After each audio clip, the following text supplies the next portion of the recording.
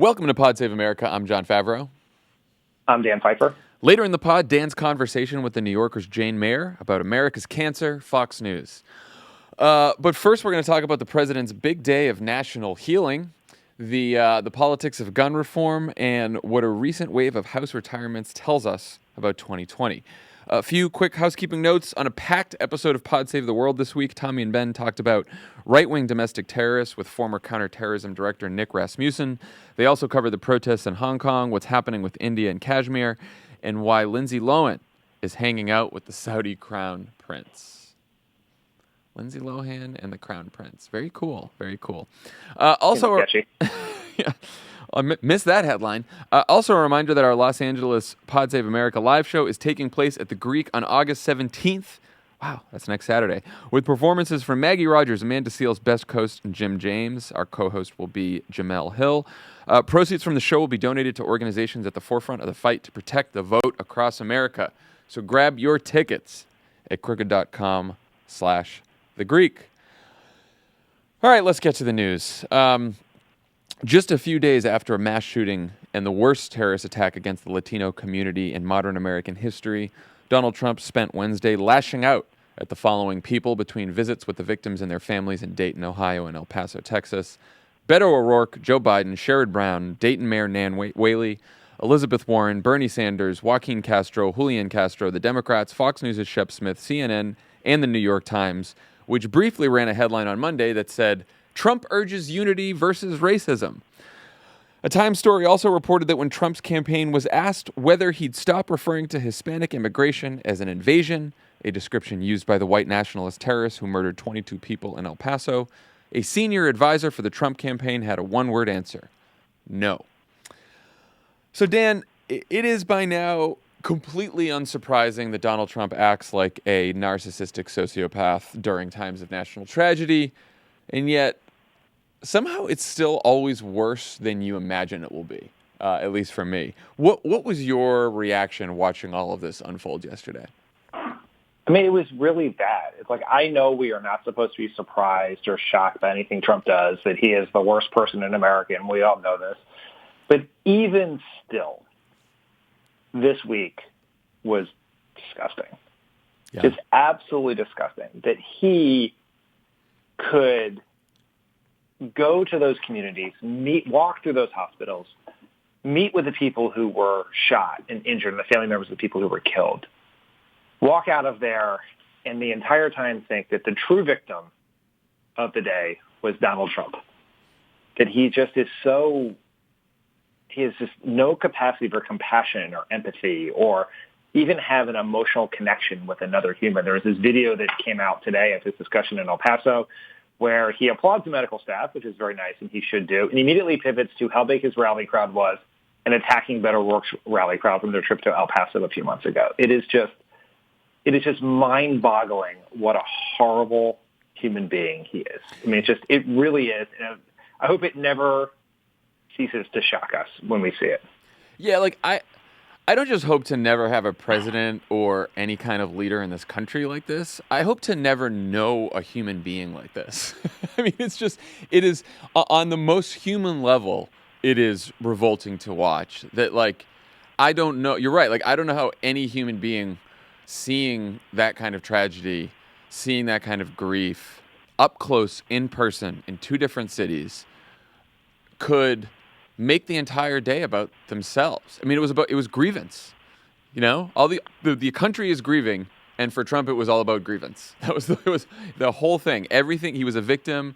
He wasn't getting enough praise. The White House releases this fucking video of him in the hospitals, and the music looked like, I don't know. It sounded like the fucking intro to like an NFL game.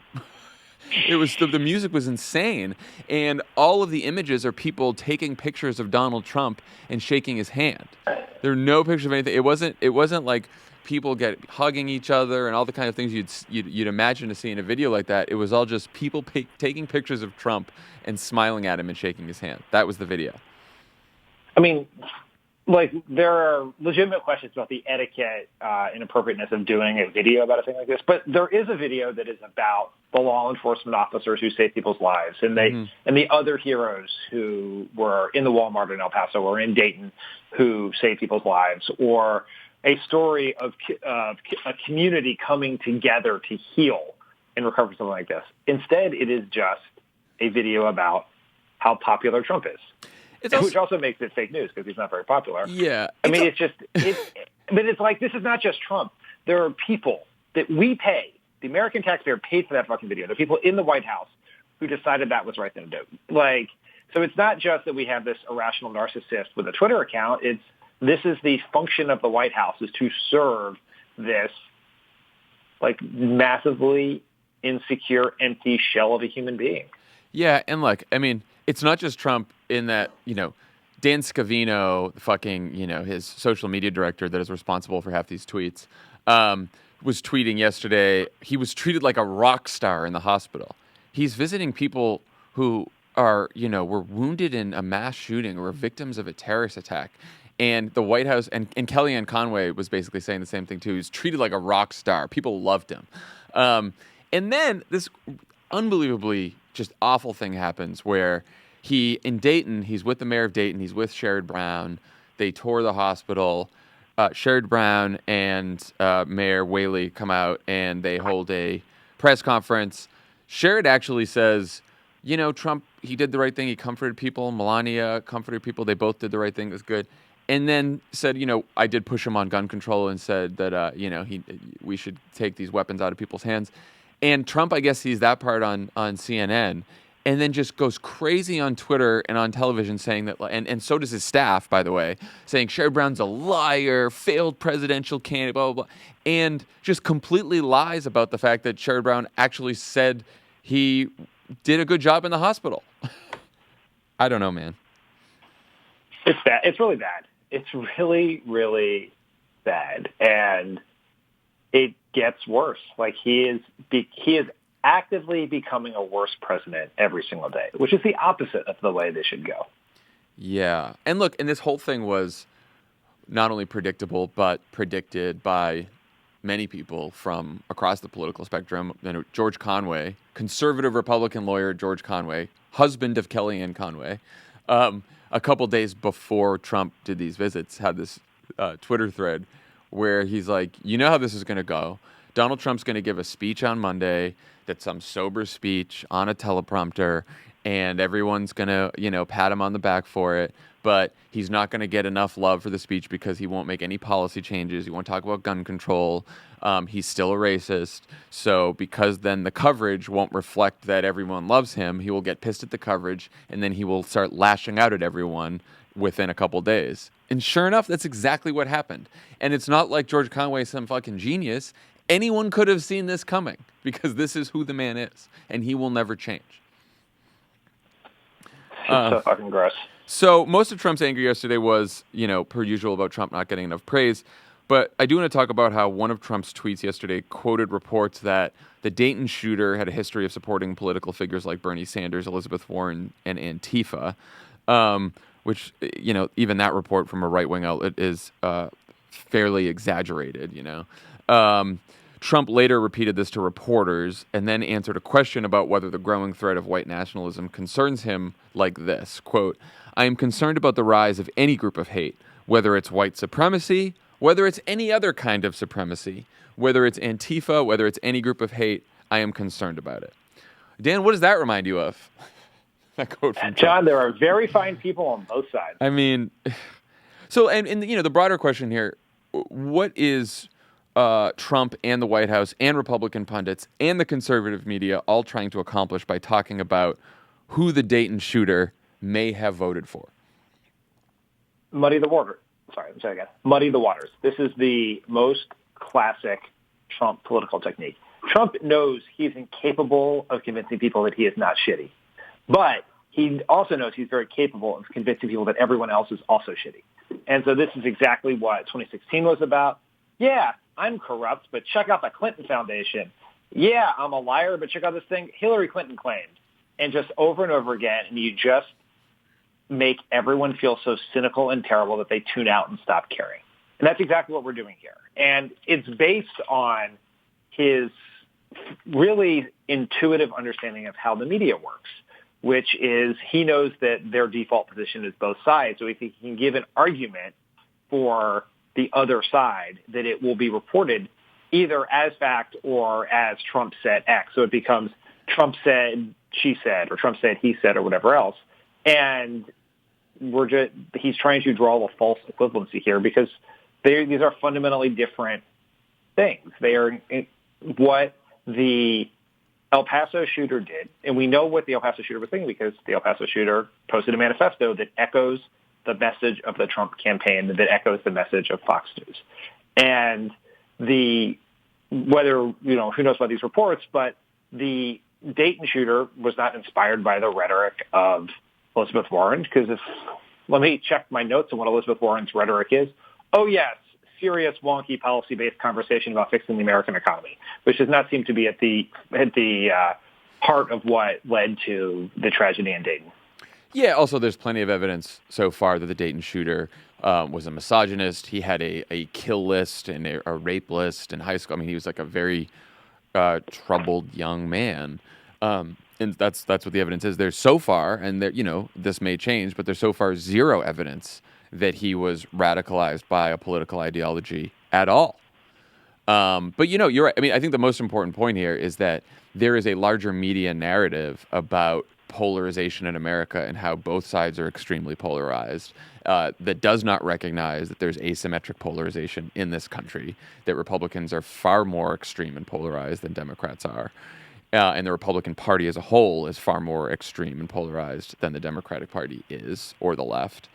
And so, but because there's this narrative that exists in the media, it is easy for Trump and Republican pundits and people on Fox to I mean, if you watch Fox over the last couple of days, what are they talking about? They'll talk about Antifa. They'll talk about this Dayton shooter thing. They'll talk about protesters outside of Mitch McConnell's house.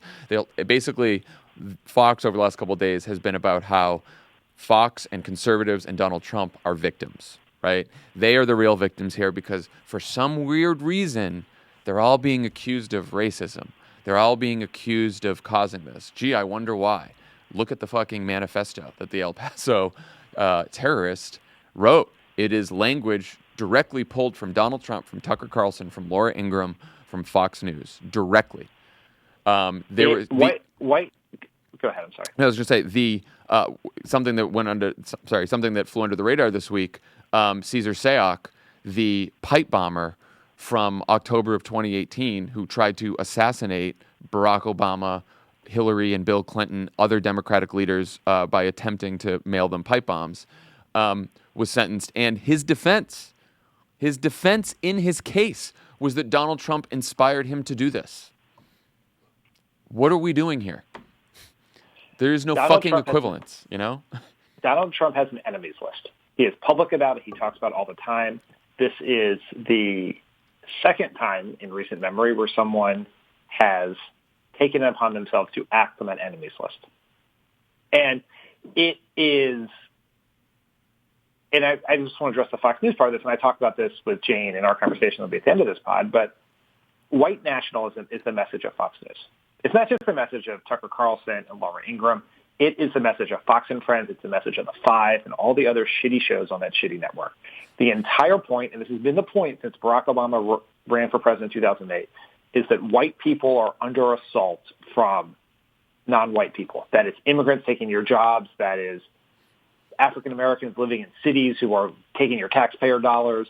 It is Muslims who are coming here to kill you. It is MS-13 coming here to kill you. It's armies of migrants invading America. That is their message. They've created a climate of hate in this country that is amplified by Trump news, and it is a toxic stew. And there has been zero fucking introspection from anyone on the right other than a random state senator in Nebraska who was asked to leave the party for that reason, about how their rhetoric has contributed to a climate of hate in a country where you can buy a fucking assault weapon in a store. And that, like, you would just hope that someone would look at what they are saying, look at what they are doing, and wondering if they should stop. But they aren't. They are incapable of that. And it is deeply dangerous and deeply disturbing. Yeah. And it is a problem that will persist long after we get Trump out of the White House. Right. Well, I mean, look, if you want to completely just take the politics out of this, the FBI, Chris Wray, the FBI director, says that domestic terrorism is our number one threat right now, and that most of the cases of domestic terrorism over the last couple of years have been, have involved white supremacists. CNN reported last night that the White House rejected efforts by the Department of Homeland Security to make combating domestic terrorism like the threat from white supremacists a greater priority. Instead, the White House proposed that their national counterterrorism strategy focus on radical Islamists and foreign drug dealers because that would please the president. That's what they said back to the Department of Homeland Security and the career officials at the Department of Homeland Security. And by the way, some of the political appointees, Trump political appointees, that we had the national security and law enforcement apparatus of this country saying that this is a threat to the security of this country. Domestic terrorists, white supremacists. It is a growing threat in this country. And the Trump White House said no. Trump likes to have his rhetoric be about... And why do they say no, John? Because Donald Trump is a racist. And it would upset Trump to read that. Right, he would think because he's a racist. Him and his base. And this is we talked about this a few months ago, but it's the same thing when the Department of Homeland Security was trying to have a high-level White House meeting about stopping Russian interference in the election. And the White House said no because it would upset Trump. So the national security strategy in this country to protect Americans from domestic terrorism and foreign interference in our elections is being hampered out of fear of a temper tantrum from the commander-in-chief.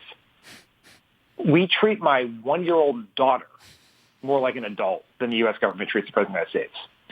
Yeah. Her responsibilities are less, so the consequences are smaller. Yeah, and I mean, I just think it's an important point because, we focus so much day to day on Trump's rhetoric and the tweets, and we can label them racist or not racist or narcissistic or not or whatever. But it's not just his words that are a problem here, though they are. It is the policies that flow from both his words and his deeply broken personality because he is at the top of the federal government. And so there are policy consequences from this that are happening every single day that often fly under the radar because we're just focused on how crazy he is from day to day. And it's really dangerous. It's like, I think people like to comfort themselves with this idea that there are a bunch of like Jim Mattis types in the government who just ignore Trump's tweets and do the right thing anyway. And that's not right. When the president says something where he says it in a executive order or a tweet, that becomes policy in the United States. And so these Twitter rants from the president are driving the policy in the United States with great consequences for people's lives and safety. Yeah. And so obviously I would say that the policy consequences are the most important thing to focus on here. But, just going back to yesterday, I wasn't just angry watching this. Like, I was pretty sad. And, because, like, I think in times of national tragedy, you want a president to act like a president, even if you didn't vote for that president. And, you and I watched Obama do this way too many times in the White House. But I also think, that's maybe one part of the job, maybe the only part of the job that even a president like George W. Bush did pretty well after a national tragedy. Do you think this ability for a president to console and empathize is important, or is this just more optics bullshit that we're comforting ourselves or not comforting ourselves with? I think it is important. I think there are times, or there were times, I would say, when people would put politics aside, where you really you want the president to have what our friend David Axelrod would call the pastoral role of the presidency, to empathize with what has happened and let when your community is hurting, whether it's from a shooting or a hurricane or some other disaster, that the president and your government has your back, and that the president would take the time out of their busy day to go to your community and grieve with you and console you and support you. And, we went with President Obama to, particularly after natural disasters and tornadoes and things like that, to some of the reddest parts of the country. And there are most of the people he saw did not vote for him in 2008, never voted for him in 2012, would never vote for him.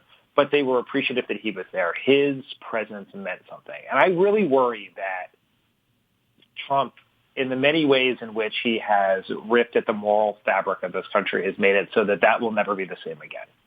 Yeah. That because he is so toxic and so terrible, the other side will feel obligated to respond to a normal president who's a Democrat in the abnormal ways in which we've been forced to respond to Trump.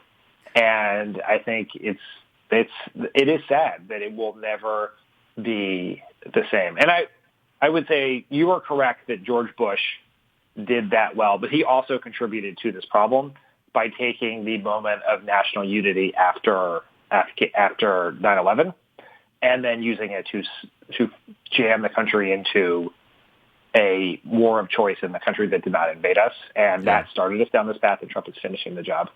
Yeah, no, he, it is not to say that George W. Bush wasn't in the running for the worst president we've ever had.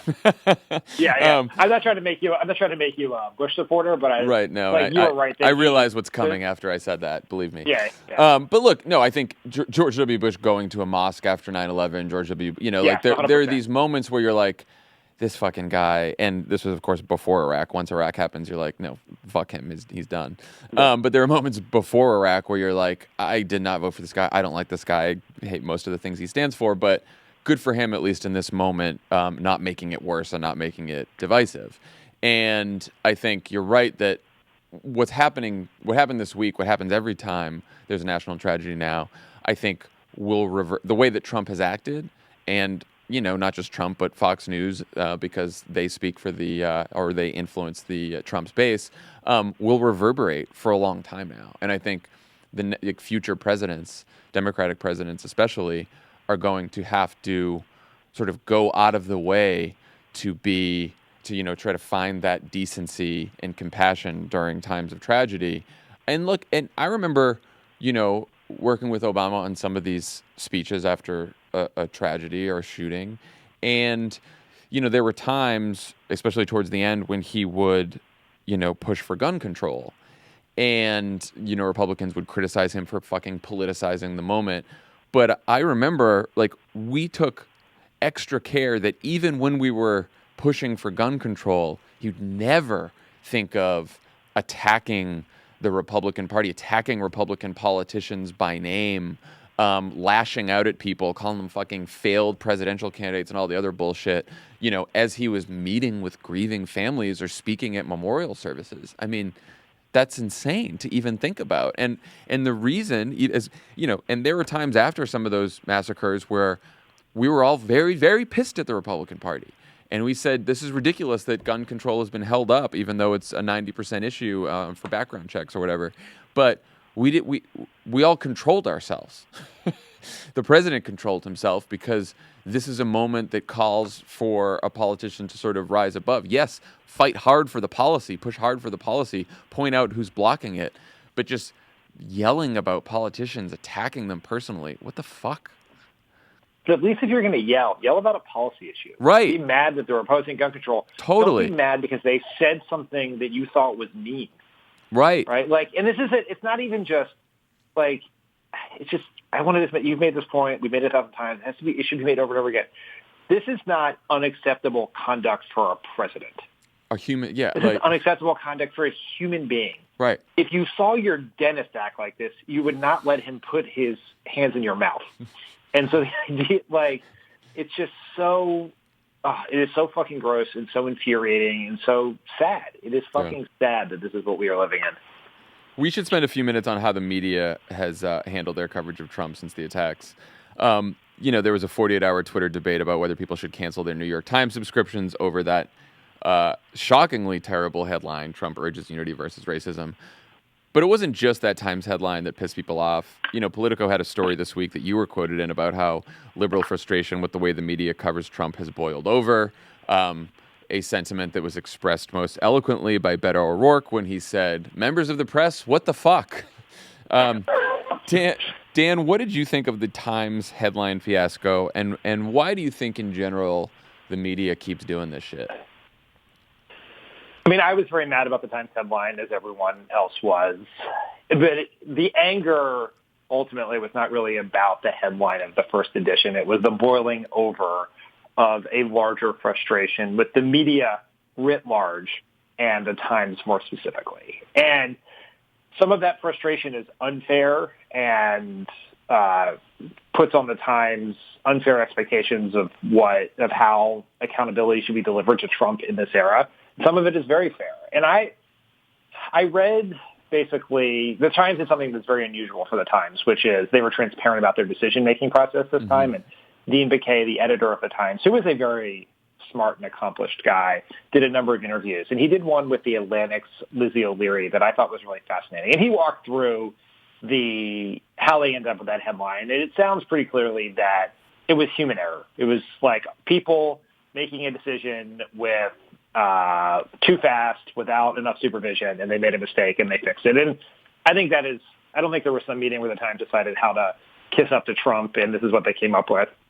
And you and I know from working in government that when you were debating between the reasons for a problem being either incompetence or conspiracy, it's almost always incompetence, and I think that's what happened here. Yeah. But there was something in that interview that was really interesting and I think spoke to what Beto talked about, which is Dean went well out of his way in there to say that this is not an extraordinary time, that we in America have been here before. We have had leaders like Trump before. We've had tough times before. Yeah.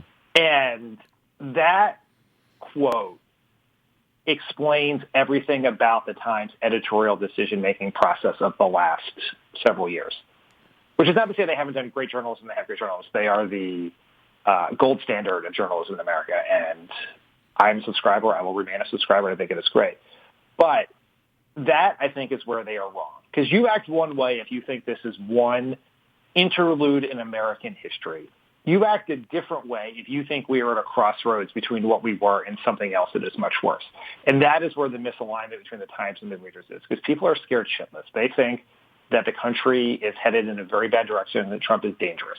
If you think Trump is just going to go away either in 2021 or sometime after that, and then life will go back to normal, then you react the way the Times is reacting. And I think I disagree with their assessment, and therefore I disagree with their approach from that point. Well, and I think that also connects with something else Dean Baquet said that I thought you were going to mention, which is he's like, we're not going to, he said something like, we're not going to be the opposition party to Trump. We're not going to play the opposition to Trump. We don't see that as our role. And it's sort of this thought among, and you hear this a lot from members of the media where they're like, we're not Democrats, right? Like we're not members of your party. We can't win this election for you. And they sort of sometimes dismiss criticism about their coverage of Trump as partisan. Well, I don't have to really listen to this criticism because it's coming from Democrats. And obviously they have a political interest in Trump losing and Trump looking bad. So therefore, I must not be making a mistake because the criticism I'm getting is just motivated by partisanship. And I think that belief also flows from the belief that you were talking about, which is this isn't an extraordinary time. Because if this was an extraordinary time and Trump's presidency does represent something much different and worse than we've seen in the past, then, it's not about just pure partisanship. And by the way, there's plenty of evidence that it isn't. Like how many more Republican strategists, Republican pundits, Republican publications on the fringe, you got the Never Trump Republicans, all the other people. You've got all of these people who voted Republicans all their lives. There's a story this week that Orange County, California, for the first time in history, has more Democrats than registered Republicans. All of these people are speaking out against Trump, leaving the party, changing the way they vote. You're not seeing the same kind of thing on the Democratic side at all. Clearly, there is something going on. There is a rejection to Trump that cuts across ideologies, that cuts across parties, that cuts across institutions. And it does seem like the media itself, or at least some legacy media, has had trouble recognizing this. Or at least they recognize it, but they still feel like they have to prize balance over everything else, even over the reality of what's going on. And striking balance is so important to them that even as Trump represents something more extreme and dangerous than ever, they still have to give both sides the same weight. Yeah, there is just this fundamental problem in journalism where too often balance is valued over accuracy. Yeah. Right. And So that's one problem. The second problem, I think, to your point, is that there is this. I think almost in some ways they have become uncomfortably numb to what is happening. And That's it's just true, too. whether it's just like there's this pull to try to treat Trump as normal as possible, right? Just because it must be exhausting to cover this extraordinary event on a daily basis, to be as scared as most Americans are. And then the third element of this is, and this goes to sort of the quote I highlighted from Dean McKay, is I remember in the first Obama term, we had a cabinet secretary who was sort of an old Washington hand, and he had done a handful of things that seemed not entirely in Barack Obama's interest. And I remember someone on our staff who had also been around Washington a while saying to me, so-and-so was here before Obama, and they're going to be here after Obama, and that's how they make their decisions. And I sometimes think a lot of the press, not all of the press, and we should be very clear, there is some great journalism happening, a lot of it at the Times and other places, but there is a sort of view that they are not as affected by the policies of Trump other than his anti-press rhetoric, and therefore they just got to get through this moment without changing who they are or changing what they have been or adjusting their strategies to reflect the new moment we are in. Well, yeah, and I think there's that, and there's also, I know there's this belief among reporters like, well, 40% of the country, at least 40% of the country, is with this guy. And so to the extent that we, honestly represent just how awful and extreme he is, we are doing so knowing that like half of the country, or at least almost half the country, is with this guy. And if so half the country is with this guy, then he is normalized by a lot of American citizens. And so I think it's like not just this fear of Trump and what like Republican pundits will say about you, but voters or the American people. So the Times, I saw this, Peter Baker from the Times tweeted out the other day, that I think there's like 20, I might have the number wrong, but something like 21 million digital subscribers to the New York Times now. Yeah. I would love to know what percentage of those subscribers are Trump voters. Yeah. It ain't 40%, I'll tell you that. No, I do not think so. I would bet it's sub 20. Yeah.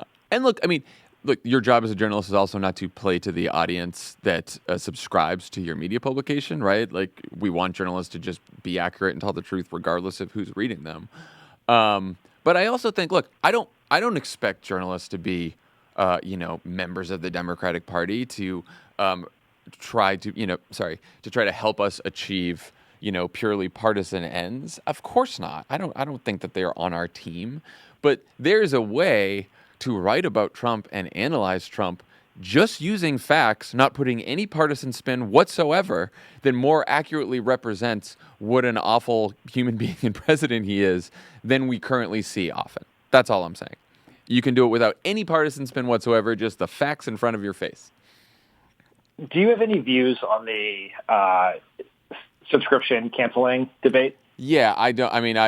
I don't think you should cancel your subscription. I don't. I think like the Times does incredible journalism, even if you only like it for the opinion. And fucking Brett Stevens or whoever else everyone's yelling about makes you tear your hair out. There's fantastic opinion columnists at the time. There's people who write for the Times that write some of the best journalism in the country and the world. And so I think that I'm never going to unsubscribe. My job is to read the news, and they produce really great news most of the time. They also drive me crazy. And I also, I have a broader point, which is when people piss you off, I'd rather confront them and yell at them about it and try to get and persuade them to change things, which, by the way, the Times did change the headline after there was the outcry. They didn't change it to something that was much better, but they changed it. And so I tend to think that that's the way to get people to change their behavior. And I don't think, a bunch of people on Twitter canceling their subscriptions is going to make a dent at all in sort of what it's not going to change the Times behavior in any way. Yeah, I agree with that. I'm a subscriber. I'm a proud subscriber. I have not and would not encourage people to cancel. I do understand why some people would do so. The part I hated about the debate was people raising a legitimate issue and then reporters, not from the Times in this case, but from other places, yelling at you and calling you stupid for wanting to cancel your subscription, right? Like, Yeah. just yelling at the consumer is a terrible business strategy, and is like, I thought that's what made the debate terrible, was the reaction from a lot of journalists. The reaction I did like were the people who said, if you cancel your Times subscription, subscribe to something else, because we should support journalism, whether it's your local paper or it's a progressive media outlet like The Nation or Mother Jones are the ones who are reader supported in their entirety.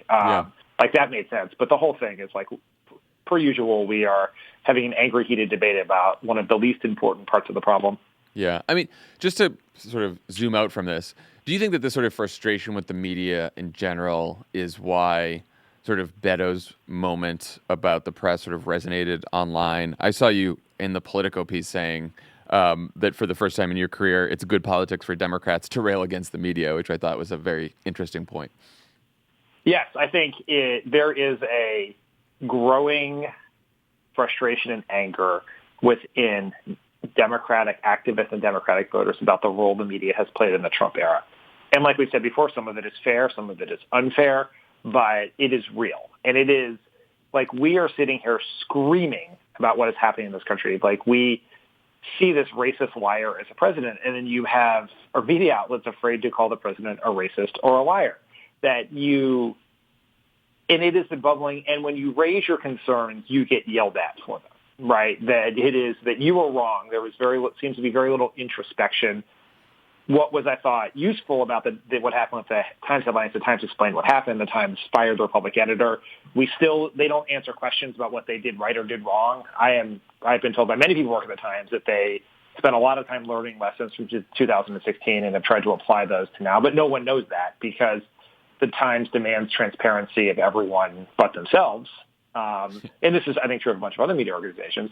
But I think there is a real, this is a growing problem. And I think media organizations would be remiss if they did not focus on. I'm not saying you have to change your behavior or become liberal or anything else, but your business has become primarily driven by Democratic voters. Like, they're the ones subscribing. They're the ones watching to non-Fox News, non-right-wing propaganda media outlets. And if they are also angry at you, you're going to find yourself with no base, with no group of people. And Beto's comments, and also by Cory Booker and others who've expressed this, reflect that anger. And that is a sea change from where things used to be. Yeah. And reflect, as you said, you could see it in, like, Beto's frustration that we are in this, and the frustration, I'm sure, was directly related to the fact that the massacre happened in his hometown, that this is a different moment, that this is something unique and different and extreme, and that there is not a broad enough recognition of that, certainly among enough members of the media. Just to... Okay, I was going to say one more thing about this. Sorry, I know we have this one on the ground. Is the other thing that makes people really angry is that there is a lot of gendered and racial stereotypes in political writing, right? It's the talk of electability. It is the fetishization. I can never say this word. The fetishization. The fetishization. I will just say focus on. The focus on white working class voters in the Midwest as opposed to non-voters of color or voters of color around the country. And like that, like there is an elite white privilege problem with a lot of journalism, not all of it, and that also drives it, which is why you see such frustration from supporters of women candidates like Kamala Harris, Elizabeth Warren, who often you find these sexist tropes in writing about their candidates, like, are they likable enough? Are they electable enough? Are they too loud? Yeah. That sort of stuff. That also came as a reaction to how the 2016 election was covered. And that came through this week. We said at the top of the pod that this was the worst terrorist attack on the Latino community in the United States in modern American history. And yet the coverage, or not enough coverage, I think the LA Times has done a really good job with this, but not enough of the coverage has really reflected that aspect of the story. There's been a lot about Trump. Has Trump behaved well? Has he not behaved well? We just talked about that. It's a lot of talk about guns. But there hasn't been a lot of focus on the fact that this was a terrorist attack against the Latino community. It was a hate crime. And I think a lot of Latinos in this country are rightly angered by that. That wasn't a prominent enough angle in the coverage. One more thing before we move on to guns.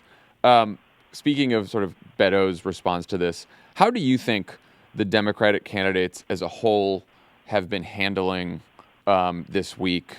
Do you think they've sort of risen to meet the moment? And should this change? How much should this change the race for the presidency? I'm not going to get into will it or won't it, but how much should it change how they focus their time and attention? I think the Democratic candidates on the whole have risen to the moment. They have spoken out passionately and eloquently about the role of Trump's rhetoric and white nationalist political philosophy in what happened in El Paso. They have talked about the daily tragedy in this country because of the easy access to guns. And they have not hedged their bets. They have not pulled their punches. They have been strong. Whether it was Elizabeth Warren and Beto O'Rourke calling Trump a white supremacist, whether it's the speech that Cory Booker gave in South Carolina yesterday, the speech that Joe Biden gave in Iowa, people have been strong and bold, and you haven't seen political calculation enter into this moment. Look, there are lots of things to love and lots of things to criticize about people in this field, but I think on the whole, this is a moment where I was very proud of our Democratic candidates. I felt the same way, to a person, every single one of them. And, it's funny because I thought about how we all felt after the last debate among the Democrats, and the stories were about sort of like Democratic infighting and are they attacking Barack Obama and all that bullshit.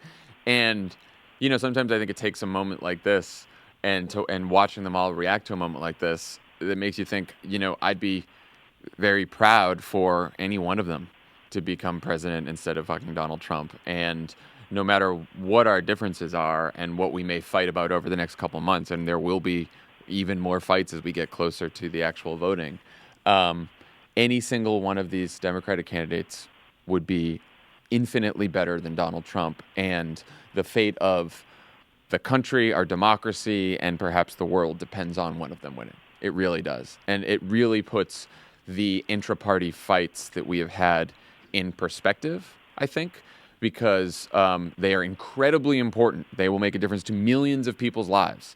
And yet, they are just all so much closer together on all of these issues than we are with the presidency that we're seeing right now. And I do think, and in terms of like whether it should change the race, this also goes back to sort of that last debate where everything seemed sort of small, like the argument seemed a little small, like everyone was going back and forth. And, there's been, last time when Donald Trump, tried to or said that those 4 congresswomen of color should go back where they came from. There were all these pundits getting very nervous about, Donald Trump wants to put race and identity at the center of this race. Democrats shouldn't take the bait. We have to, pivot to economic issues and healthcare and all the like. And of course, you and I know that economic issues and healthcare are an incredibly important part of the campaign. But it does seem like there is no choice for the Democratic candidates but to confront Trump's racism head on as a central part of this campaign. Right? I don't know. I mean, what do you think? I think you have to. I think, and we've said this before, we have a moral obligation to call it out because it is at the heart of everything that is happening. It is why Americans were slaughtered at Walmart on a Saturday because of the color of their skin. Those things are all related. So you have to call it out.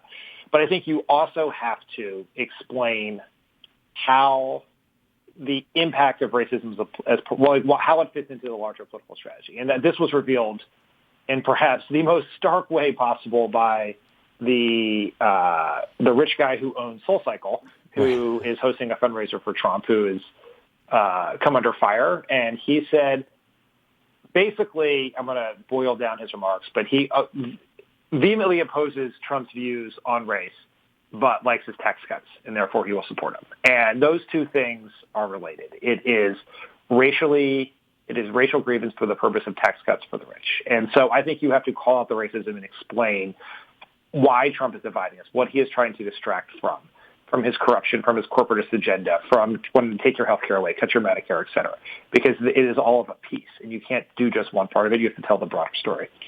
Yeah, I agree with that too. I do think that, I find myself drifting further to the camp where, confronting his racism head on isn't just about doing it because you have to and it's the morally right thing to do, and then you pivot and say he's distracting from all these other issues, but that, like, as a political strategy on its own, political in the sense that, our coalition in this party is increasingly made up of younger people of color who are looking to this president, and to them, his racism is a material issue. It is a life or death issue. And that if we want to, if we expect these people to come out and work hard and vote in this election, the Democratic candidates have to make sure that they are not only on the right side of this issue, but talking about it rather frequently and showing that they're passionate about it and showing that they care and showing that they think it's actually an existential issue right now for this country.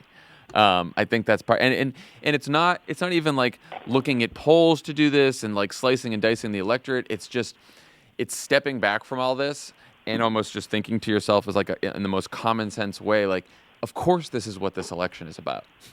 That we have the most racist president we've ever had in the White House, and that racism is sort of flowing through all of his policies. Of course, that's what we're deciding on when we go to the polls in November of 2020. It is the referendum on that. And I just don't, I'm like, we can pretend, we can run ads, and we can pivot, we can do all this other stuff, but I don't know how you avoid that is the central issue in this election.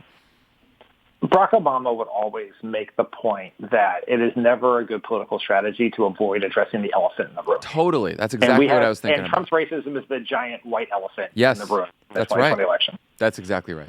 All right. So in the wake of these two mass shootings, Democrats are once again trying to pass gun safety measures, and Republicans are once again trying to stop them, despite the fact that a clear majority of Americans support gun safety measures. Axios published a piece on Wednesday about focus groups conducted in Minnesota, where Romney-Clinton voters and Obama-Trump voters all expressed that they were ready for both a ban on assault weapons and a requirement for federal background checks on all gun purchases. According to a poll released this week by Politico and Morning Consult, a majority of all voters and a majority of Republican voters would support an assault weapons ban. So it goes beyond a focus group. Dan, how have the politics around guns changed since Newtown or even Parkland? The popular sentiment behind these obvious common sense gun control proposals have not really changed. They remain incredibly popular. The one thing that has changed is it has taken a while for the gun safety movement to catch up to the NRA in terms of funding and organization. But I think they have done that. The work that the Giffords organization has done, every town, the incredible work that Moms Demand has done is we've always had, or at least since Newtown, popular sentiment on our side, but the organizational and activist energy was on the side of the people who were on the side of the NRA. I think that has changed. And I'm not sure that all of the Democratic Party leadership has recognized that shift and that this is the moment to strike. Yeah, I mean, there's some interesting stats on the last election. Voters in 2018 favored stricter gun control by a margin of 22 percentage points, and those who did back Democrats by a margin of 76 to 22, according to exit polls. Gun policy ranked as the number 4 concern of voters, and voters who cited it as their top issue voted for Democrats by a margin of 70 to 29%. So, as sort of the coalition of both parties is changing, as Democrats sort of have more suburban voters, formerly Republican voters who are in the suburbs, who are slightly wealthier, formerly independent voters, those voters, I think, care a lot more about gun control and are more favorable towards gun control and gun safety than has ever happened before. Does that seem right? Yeah, that seems right. And we have to campaign and act like it. Yeah. Why can't popular gun measures become law, right? You have vast majority of the American people, something like 90% want background checks, a clear majority want an assault weapons ban, and you have, there's some bipartisan support in Congress for this, obviously not enough. but there's probably a majority of House members. I'd say there's a majority of House members and a majority of Senate members, members of the Senate, who want some kind of gun control. Why ain't it happening, Dan? Because America is a democracy governed by anti-democratic institutions. Yeah. I think there is no better example of the sickness at the heart of our democracy than gun control. We literally can't stop people from buying weapons of war and shooting up Walmarts because, even though that's what the public wants, because our democratic institutions are broken. And they were broken by the Republican Party. Yeah. I mean, I'm obviously a broken record on this, but it comes back to the filibuster, right? There is no world where we pass legislation on gun control, significant gun control, right? Like we may see in the coming weeks, these red flag laws, which they passed in Florida, which are good, which, make sure that people who may commit violence, that seem like they're a threat to commit violence, make sure they don't have a gun, which seems like fucking common sense, but, still doesn't happen everywhere. So you may see like a red flag law. But when you're talking background checks, when you're talking assault weapons ban, we will never see those. Never. As long as the filibuster is in place. We just won't. It's just, we're not, Democrats are not going to get 60 votes in the Senate in the foreseeable future. There are not enough races. There are not enough vulnerable senators. There are not enough states you can flip. Just look at the fucking map. Look at it in 20, look at it in 22, look at it in 24, look at it in 26. You can look at it every single one of those years. You cannot add up. You cannot count up the Democratic senators in states that we could win and add up to 60. You cannot do it. It will not happen again in our lifetime absent a massive event. It cannot, every demographic trend is pushing against Democrats having a filibuster-proof majority in the Senate. Yeah. Every single one. And I think that's... And I will... Go ahead. I would say, and this is why, we harp on this all the time, but if a candidate tells you they are for Medicare for all, they are for a Green New Deal, they are for gun control legislation, they are for naming a fucking post office, and they are also for keeping the filibuster, then they are selling you a bill of goods. They just are. You're not going to accomplish anything of significance to right this country, to save the fucking planet without getting rid of the filibuster. I will support whoever our Democratic nominee is, for sure. I will give to them, campaign for them, vote for them, blah, blah, blah, blah, blah. But I am not supporting anyone in the primary who supports the filibuster. That is tying one hand behind your back before you even get to the White House. And it was interesting when I talked to Beto on Monday. He had previously been open to getting rid of the filibuster. I think he said, yeah, that's something I really want to consider. And, but he did have some qualification. I remember, this was months ago in his answer. And when I talked to him Monday about assault weapons ban and gun control legislation, I said, would you push the Democrats in the Senate to eliminate the filibuster if you're president? He said, yes. It was not qualified. It was nothing else, just yes. And the only people that have been a clear yes on this are Elizabeth Warren, Beto O'Rourke, Jay Inslee.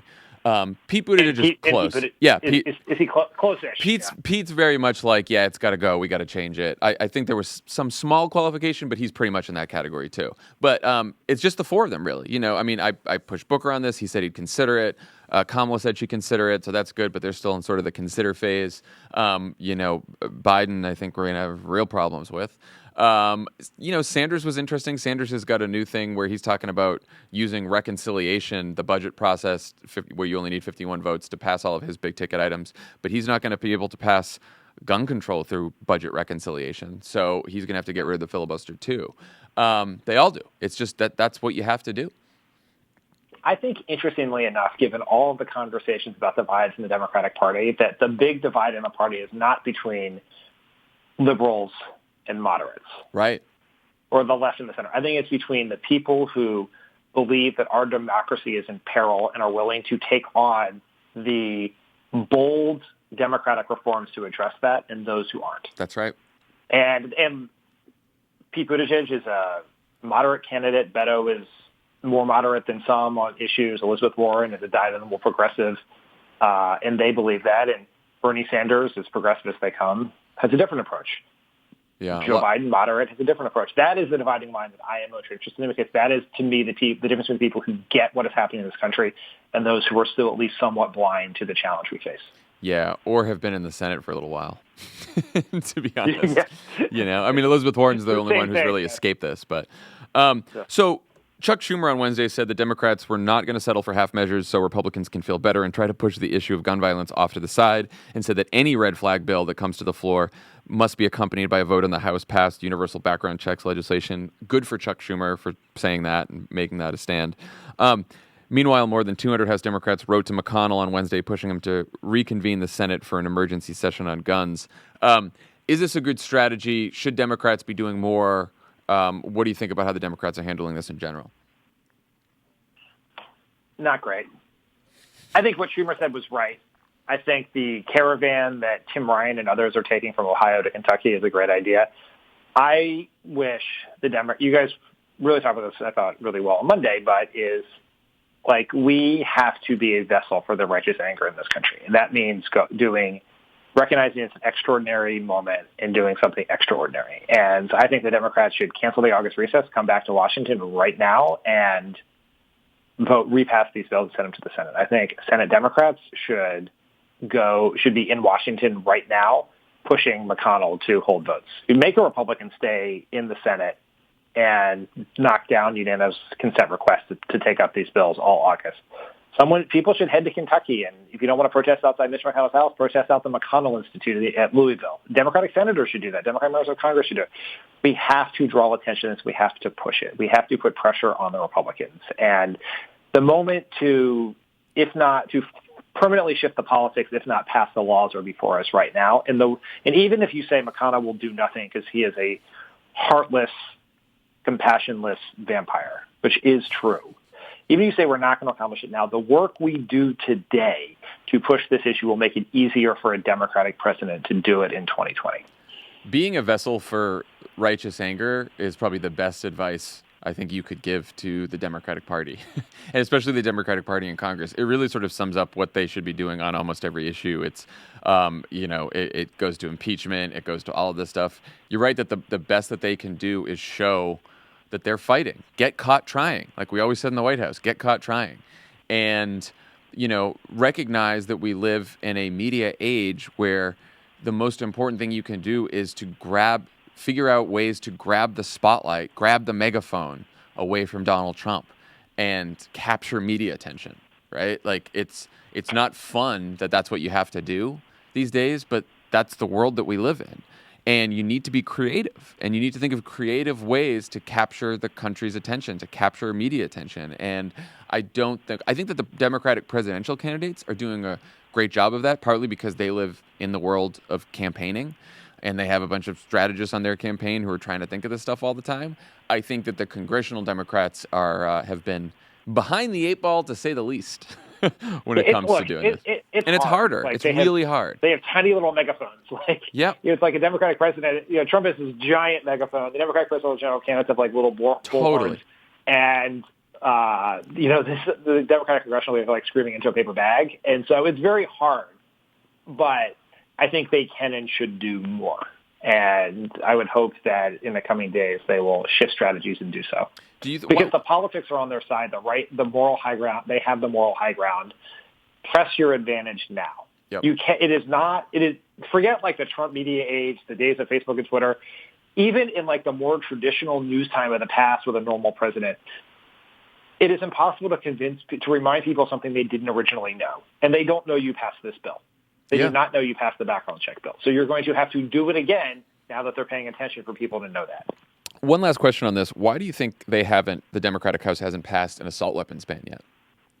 That is a great fucking question. I have no idea, and I really don't want to know the answer because I think it would make me very mad. I don't either. Again, this is like, 70%, recent poll, 70% of all voters back an assault weapons ban, 55% of Republicans. 55% of Republicans back an assault weapons ban. What are you doing? I realize there's some tough districts out there for Democrats. I realize that that's going to be the answer, right? Some of these are and it's not the Clinton-Romney districts. It's not the suburbs that they're talking about. Those, I bet Katie Porter and all the rest of them, the Crooked Seven who won in California, would be probably fine with an assault weapons ban. It's the Democrats that are stuck in these Obama-Trump districts in the Midwest and more rural areas, and I'm sure they are terrified of an assault weapons ban, but I don't know that they need to be. Do you? They don't. No, this is the danger of having congressional leaders who've been around forever. because they were all around, whether it is Schumer to Pelosi to Hoyer to Clyburn, all of us were around the 1994 crime bill, which included the assault weapons ban, and then a large portion of their colleagues lost their seats. Now, they lost their seats for many reasons, but in the history and narrative as was written, they lost because they were tough on guns, and that fundamentally shifted the Democratic approach on guns for years. And then Columbine happened, and Democrats started talking about guns again. And then Al Gore lost, and he lost states the Democrats used to win, like West Virginia and his home state of Tennessee, and the narrative was guns. And that once again made us more reticent. And then we started talking about it again after Newtown, and then Democrats lost again, including in all of these rural areas. The narrative was guns. When that is not actually the case, there are more complicated reasons why people lose elections. And of all of the gun control bills, the assault weapons ban seems like the easiest sell. And I recognize there are challenges with implementation, and the last one was imperfect, but people don't need a weapon of war to go hunting. They don't need a weapon of war to protect their house. And the Dayton example is the best one for why we shouldn't have weapons like that, which is the police were on the scene when it happened, and all those people got shot in under a minute because of that weapon. Yeah. That is a policy choice we make as a country, and unfortunately, we can lay all of this at the feet of the Republicans, but on the question of the assault weapons ban, it is a policy choice the Democratic Party also made, and that is problematic. Just go look at that Axios story, that focus group. Listen to these Obama-Trump voters. These are people who voted for Donald Trump in Minnesota, pretty rural area, Minnesota, and they're sitting there saying, yeah, absolutely, no one needs a weapon like that. Of course we should ban those. I mean, what else do you need to hear?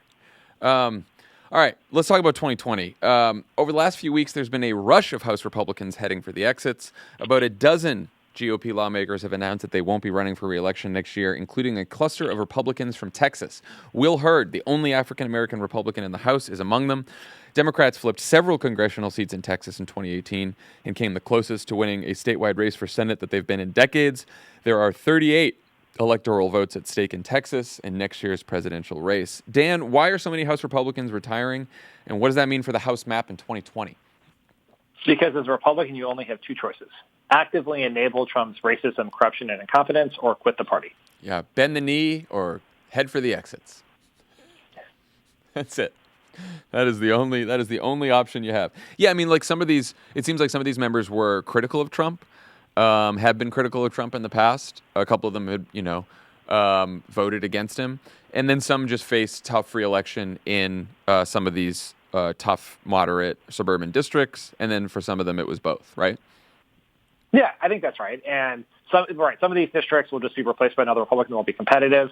A lot of the ones in Texas represent the rapid shift of the politics in Texas, where districts that had been solidly red became less red, and now are moving to purple, if not light blue. And that's very worrisome to people, and they'd rather quit than lose. I do think we should just note that most of these people who are quitting think Trump is a dangerously unfit racist. Yeah. And instead of doing anything about that, of using the power granted to them by the Constitution to hold him accountable or use the platform they have as a member of Congress, they would rather quit and become lobbyists. And that is fucking gross. Very telling. Just so everyone gets an idea of what the House map looks like, the Republicans need to flip 19 or 20 seats in 2020. I say 19 or 20 because it depends on the results of the special election that will be held in the North Carolina's 9th District in September, which you can hear more about on Crooked Minis. We have a series about how the NC9 was rigged and what's going on there, narrated by Shaniqua McClendon, our political director. Check it out. It's excellent. NC9 sounds like a TV show on the CBS network. I know. I feel like we should take it out. Yeah. So Republicans are going to mainly target 31 Democrats who currently represent districts that Trump carried in 2016. Of course, the problem for the Republicans is some of those districts are suburbs that are trending towards the Democrats, but that's sort of their target list. You talked about Texas. So 3 of the retirements came in Texas. Will Hurd, Kenny Marchant, and Pete Olson. And there are 6 incumbent Texas Republicans in the House who kept their seats by less than 5 points in 2018. Dan, what's going on with Texas? Why is the state getting bluer? Well, it is dealing with a fundamental shift in 2 ways. One, you have more college-educated voters moving into the suburbs. Texas, I think 70. I saw this really interesting set of stats from Dave Wasserman at the Cook Report, who you can follow on Twitter at Redistrict, talking about why Arizona and Texas are targets for Democrats, and because Democrats do better in major metro areas, the cities and the surrounding suburbs, and 72% of the vote in Texas comes from those urban areas, those metro areas. And so Democrats are in Texas becoming more diverse, but it's also, the white vote is also dramatically shifting in Texas. And so it's, it was the state that moved the furthest in the Democratic column in 2016. Obviously, Beto came very close to winning it in 2018. And there is a sense of panic both among these individual members and the Republican Party writ large about where the crown jewel of their electoral college strategy is headed. I found that stat about what percentage of the vote comes from the cities in each state to be fascinating, because it also, they had Wisconsin and Michigan and Pennsylvania up there, and then they had Minnesota, and something like 60% of the vote in Minnesota comes from the cities, which tells you why, even though it's another Midwestern state like the other ones, it didn't flip to Donald Trump, because there's less of the vote comes from cities in Wisconsin, especially where he won.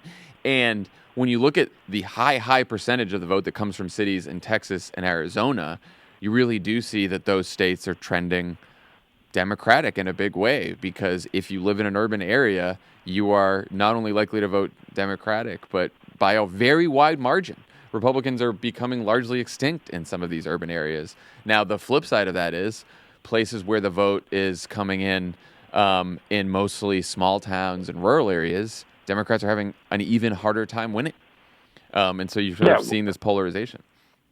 Yeah, we're undergoing a fundamental realignment of the electorate right now. It started in 2008. It moved in 2012.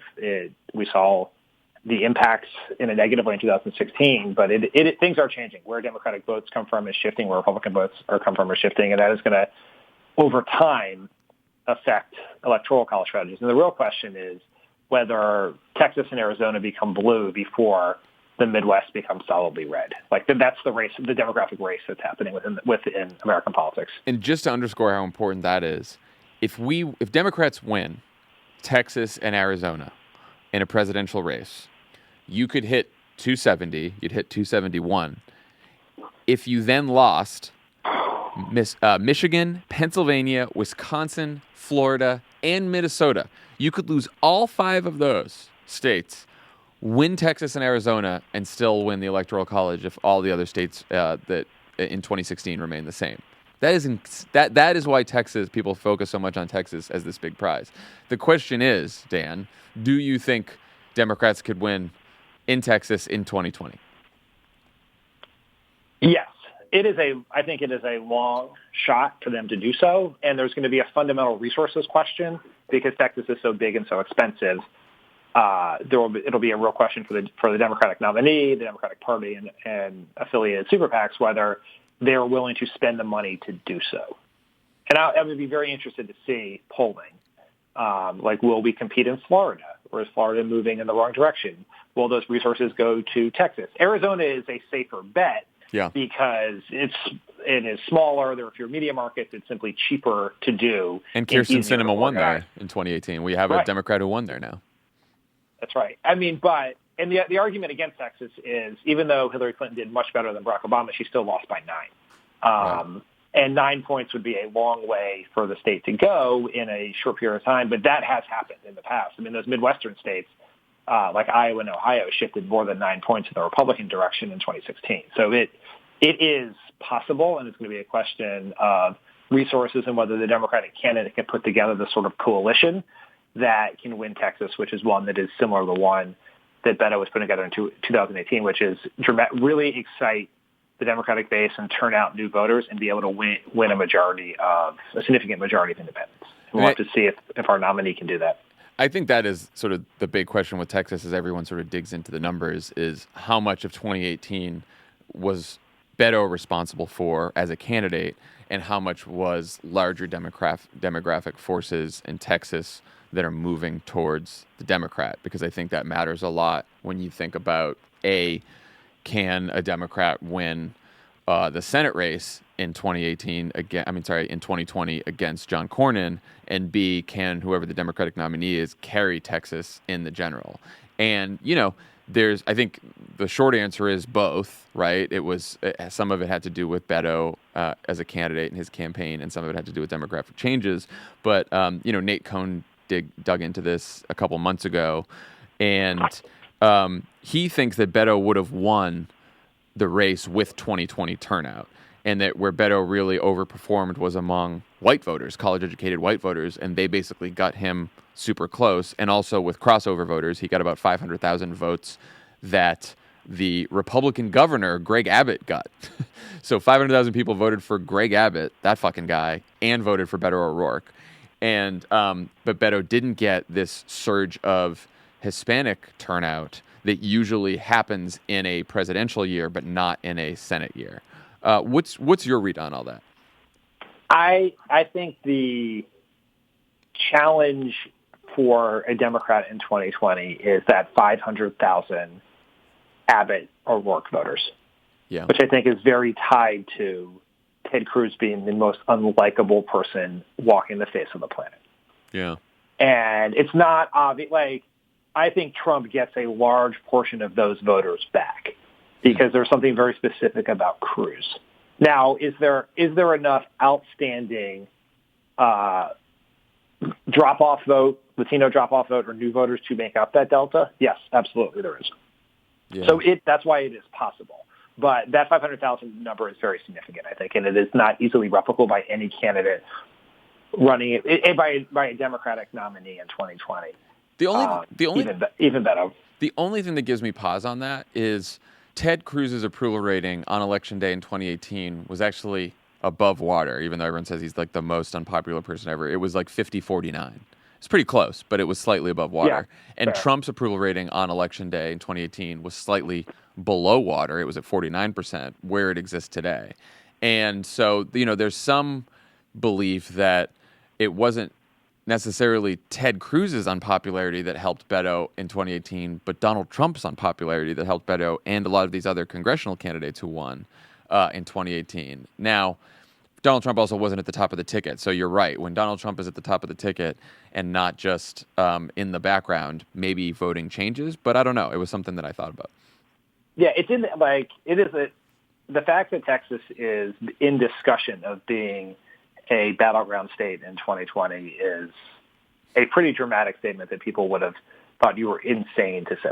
Obviously, Democrats have talked about this. It's the great, white whale of electoral politics forever, and we've talked about it since 2012, and always poo-pooed by the people who look at the math. But now the people who look at the math say you're in the neighborhood of possibly making it possible.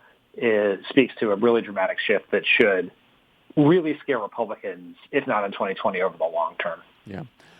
Okay. When we come back, we will have Dan's conversation with the New Yorker's Jane Mayer. All right. Outro. Do we get everything? I think we covered everything we needed to. I mean, we only spoke for 18 hours. Yeah, so it should